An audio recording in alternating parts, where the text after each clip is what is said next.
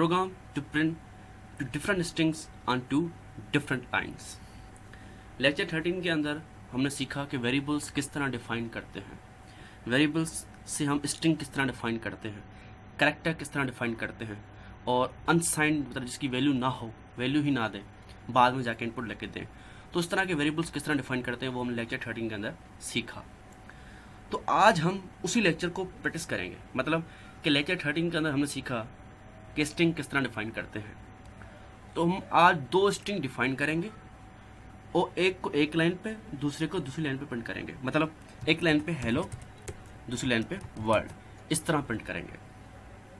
तो इसके लिए मैंने आपको बताया था कि वेरिएबल्स किस तरह डिफाइन करते हैं। डॉट डेटा के अंदर जाते हैं, उसके अंदर हम वेरिएबल डिफाइन करते हैं।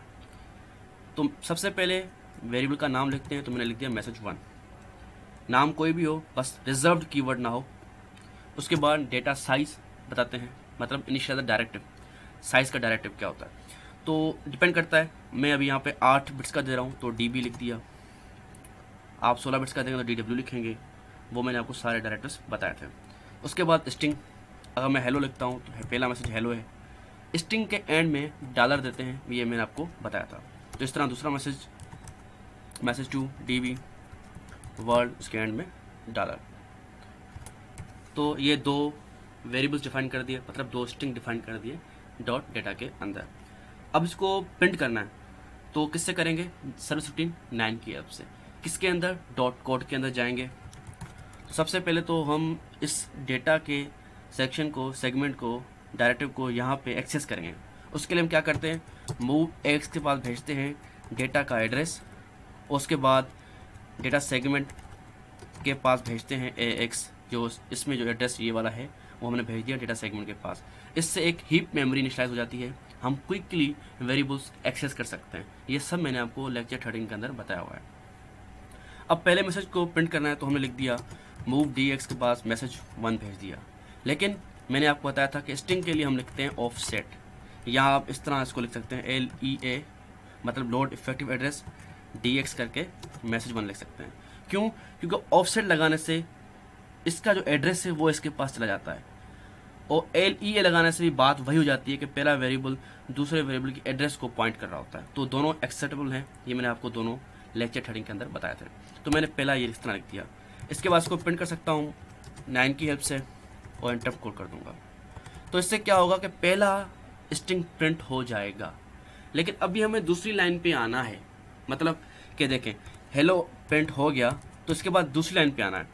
तो असेंबली के अंदर ऐसा होता है, जब आप दूसरी लाइन पे आओगे तो वो सीधा यहाँ पे आएगा, यहाँ पे, मतलब यहाँ पे, यहाँ से आप दूसरी लाइन पे आ गए तो यहाँ पे आएगा।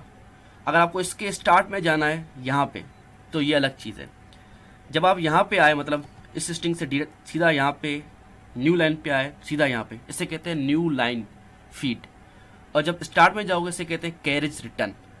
तो आपको दो कैरेक्टर चाहिए प्रिंट करने के लिए, एक तो न्यू लाइन का, दूसरा कैरेज रिटर्न का।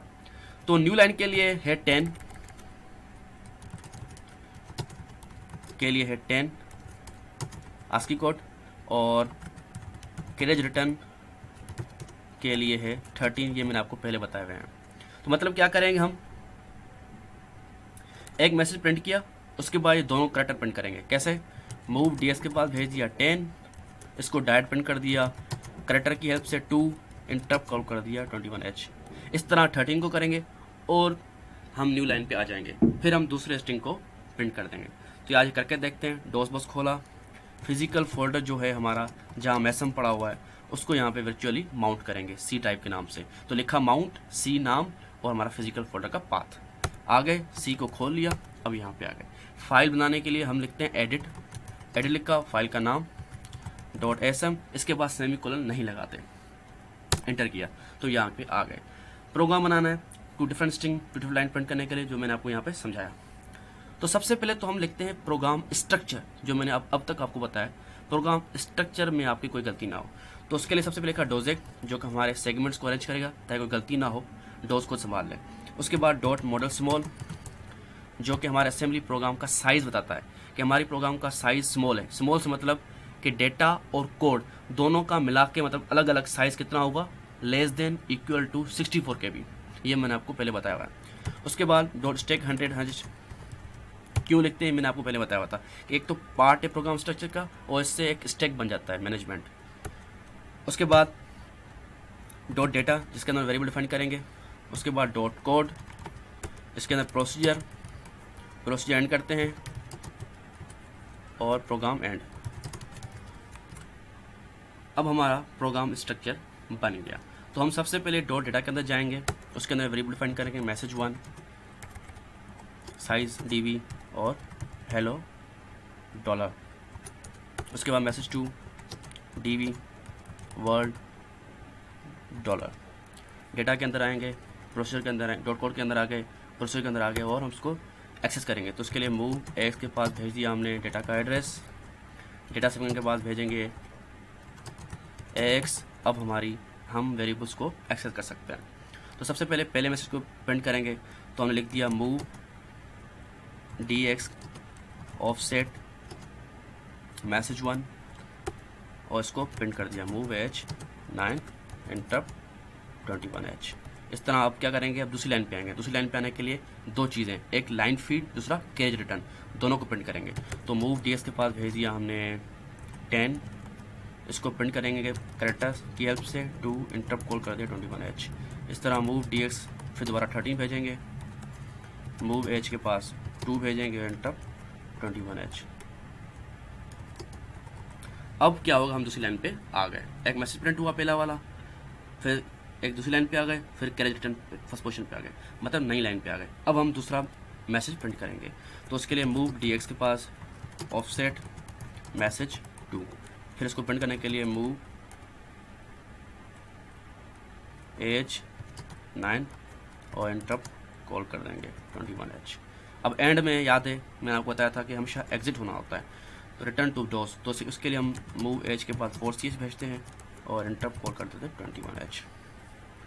अब हमारे प्रोग्राम में देख लेते हैं कोई गलती तो नहीं की हुई कि सबसे पहले डॉट स्टैक आ गया, डॉट कोड आ गया, डॉट स्टैक आ गया, डॉट डेटा आ गया, डॉट मॉडल आ गया, dot stack, dot data, variable define कर दिया, 2 मैसेज 1 मैसेज 2, डॉट कोड, उसके अंदर प्रोसीजर स्टार्ट कर दिया।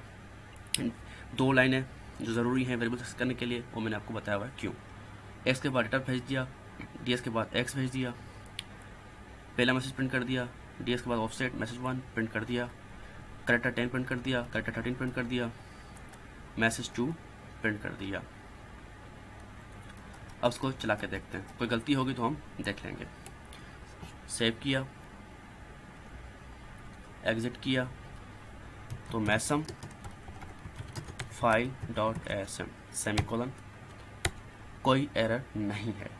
उसके बाद लिंक फाइल डॉट ओबीजे, कोई एरर नहीं है। फाइल डॉट EXE, 2 देखें हमारे 2 कैरेक्टर प्रिंट हो गए 2 डिफरेंट लाइंस पे, hello world. Thank you and yes, don't forget to subscribe.